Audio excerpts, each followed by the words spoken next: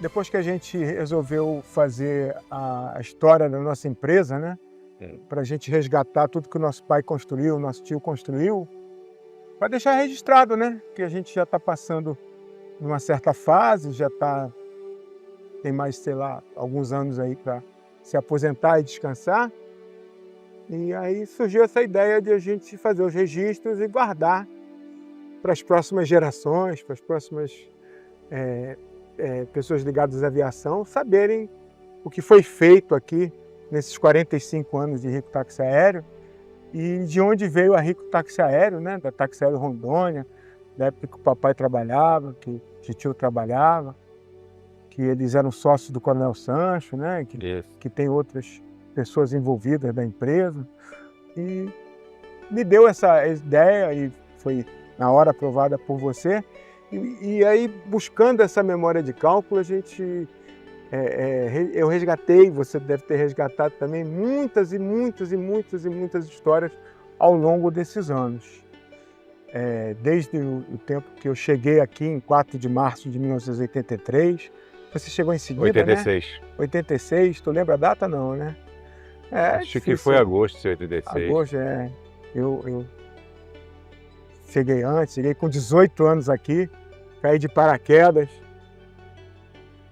recebi uma empresa, na época, quem fazia a gestão era o titio e o finado Irajá, por sinal um grande amigo meu, uma pessoa maravilhosa, íntegra, correta, Deus o tem em bom lugar, teve uma fatalidade com ele, no percurso, mas é uma pessoa inesquecível na minha vida, eu gostava muito dele, e até hoje eu tenho muitas lembranças de passagens que eu tive com ele. E foi guardando, né? Foi ficando na memória, muitas histórias. Quando eu cheguei aqui, eu nunca, quer dizer, eu já tinha visto avião, que a gente nasceu dentro de avião, foi familiarizado com avião.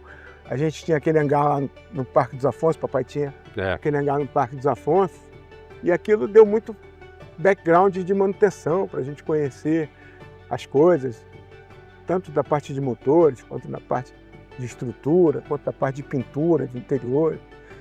Só que a aviação era diferente, era muito diferente, era muito mais apaixonante, muito mais romântica. Mas uma das coisas que me marcou muito quando eu cheguei aqui era a navegação. Navegação era uma coisa que os pilotos temiam muito. Os aviões, o que eram os aviões na época? Era o Beechbee, né? DC-3. DC-3, o Beechbee, ainda com motor radial, né? Com aquele motor R985, alguns triciclos, alguns convencionais, né? Os Beechbee eram. Era o mito do avião convencional. Nosso pai, voava no garimpo, Cessna 190, 195. Eu me lembro que o Cessna 185 era um bicho para as pessoas voarem, porque tinha muito motor e avião com arisco com a cauda embaixo, 180, 185. Ele voava magnificamente esses aviões, né?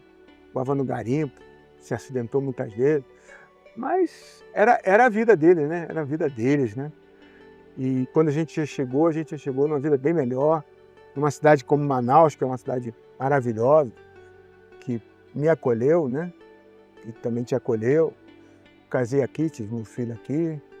E minha vida, sou amazonense, né? Todos os meus amigos são amazonenses, então eu amei Manaus, né? Amei Manaus, amei a vida aqui.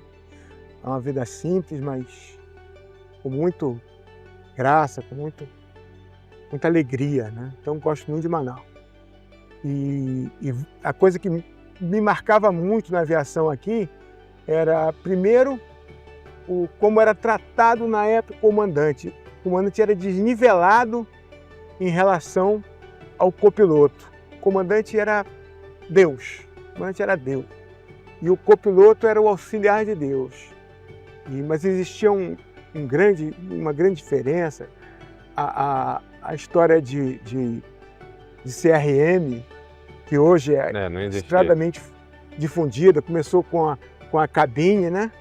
Depois passou para a parte de operações do CRM, depois passou para a company, que hoje é como a gente trata. Mas era uma coisa que a gente não dava muito valor, né?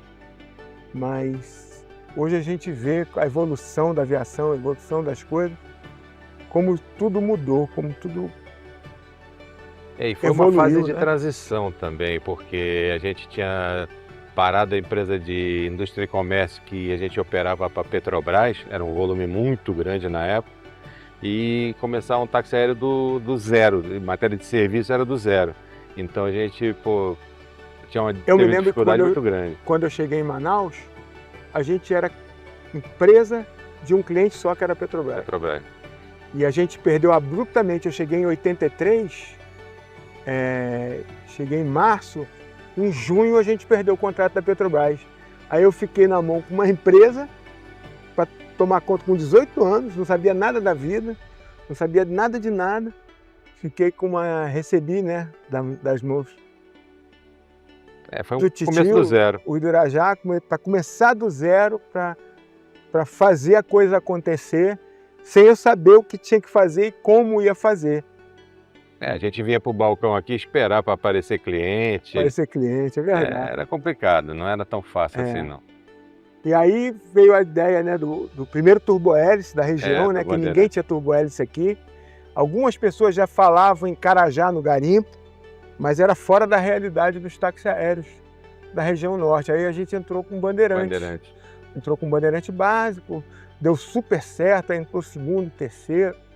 Né? A gente começou com os contratos do Correio, já em 87. Fizemos o feedback da Taba na época. Da Taba, depois da Total. Da Total. Foi a evolução, né? Foi tudo aprendizado.